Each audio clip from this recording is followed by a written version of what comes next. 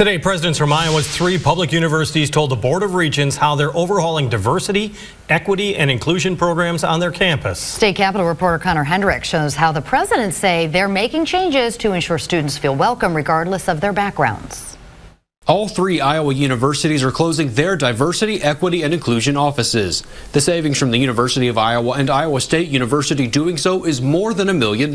This comes on the heels of a mandate from the legislature and Board of Regents to overhaul DEI programs and enhance civic education. University of Iowa President Barbara Wilson says the university is starting a civic dialogue initiative pilot program next fall.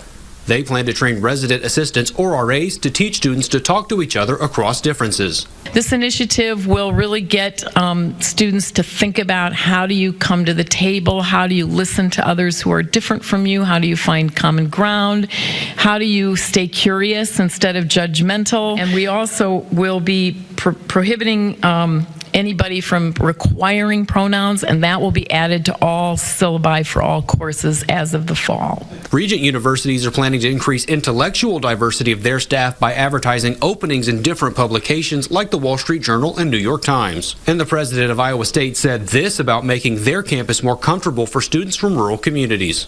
So one of the first things we did was establish learning communities so that a young white man from rural Iowa could come and be in a learning community and find the place where they could belong.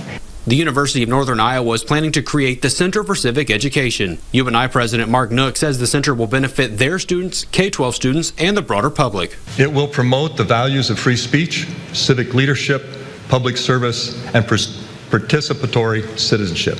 In the 11th hour of the legislative session, lawmakers passed a ban on DEI programs at universities. While Governor Kim Reynolds has yet to sign the bill, the presidents say they're taking a look at it and will make any tweaks as needed.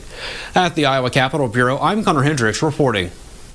UNI says its Center for Civics Education will cost about $300,000 a year to run. Y'all know my go-to catchphrase is this: the jokes practically write themselves. So 3 universities, as y'all heard in the audio, want to gut the DEI programming because of, well, they feel that it is being discriminatory against a certain group of people. But you know what? I'll give Iowa this. At least they're finally saying the quiet part out loud about why they want to get rid of it based on what that woman said. She says they want to give young white men from rural areas a chance. Now, I find it very interesting that they said that, considering this is the state of Iowa we're talking about. Now, we already know Iowa is a lily white state pretty much for the most part anyways. But I wanted to go ahead and look up for myself just how PC the state of Iowa is. So the first thing I decided to look up was their gender demographic. And according to what I found right here, and this is on the World Population website or whatever it was called for the state of Iowa in 2024, it says the median age in Iowa is 38 years of age. The gender ratio is approximately 50.3% female and 49.7% male. Now, I'm only assuming this is the people who actually maybe like pay taxes to the state. Of course, they're registered in the state. You know, they have an Iowa driver's license. Everything they have is pretty much down to the state of Iowa. So this might not necessarily include people who are college students who are traveling out of state to be in Iowa, because they're basically temporary unless, of course, they decide to become a resident there. So that was the first thing I decided to look up, was the demographic. Because remember, apparently young white rural men are not getting a chance in Iowa. So okay, fine, that's the gender percentage.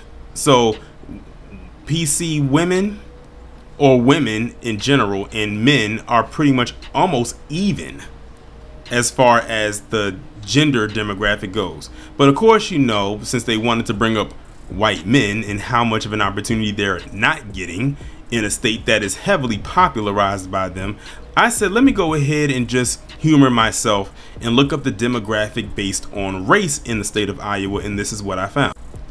According to Iowa demographics, it says the most recent ACS, the racial composition of Iowa is this: 87.93% white, two or more races 3.89% white, 3.74% is black, 2.49% is Asian, 1.47 is other, 0.34 Native American, and 0.13 Native Hawaiian or Pacific Islander. Now, of course, when it comes to white, that's a combination of course, both the men and the women in that state. So I'm trying to figure out what opportunities are they not getting in the state of Iowa, where you have in the gender category where white women make up 50% of the population, and well, let me rephrase that. 50% of women make up that population. They said that's a combination. There could be a combination of multiple women. Let's be real here. With the majority numbers, we know the majority of that 50% is PC women, and we'll say the majority of that 49% is PC men. I'm trying to figure out what opportunities they are not getting.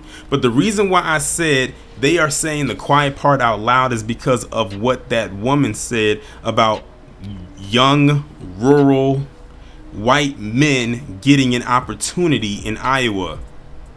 Literally, they're telling you right to your face without outright telling you that DEI to them is anti-white. Remember what I was telling you about with the comments that Tucker Carlson made, and Elon Musk and Charlie Kirk and all of that? When they say DEI, CRT, affirmative action, and woke this and woke that, with the bastardized version of it, it all for them boils down to anti-white.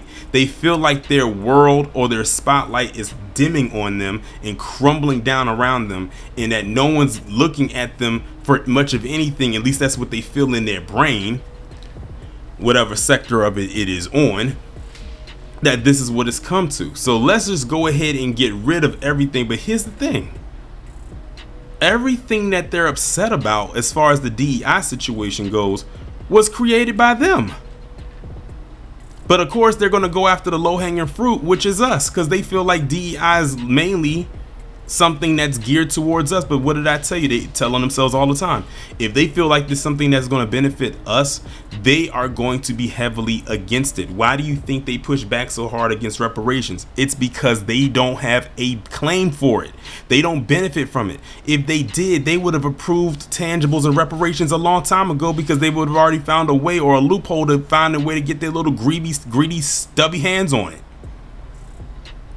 But since they can't find one, they will continue to shoot it down all the time, or come up with a reason as to why we should not receive it. Even though you see all these other groups receive, that's because they're receiving on the back end. That's what they don't want to tell you, but that's what it is. So because they feel like they're not getting anything, specifically white men aren't getting anything out of this, let's just get rid of it because we're not benefiting from it. Well, guess what, PC men? We as black people aren't benefiting from it, and guess what? We don't give a damn. We didn't benefit from affirmative action like we should have. We didn't benefit from CRT, and we're not benefiting from this, but you don't see us crying about it, and they call us victims. Go figure.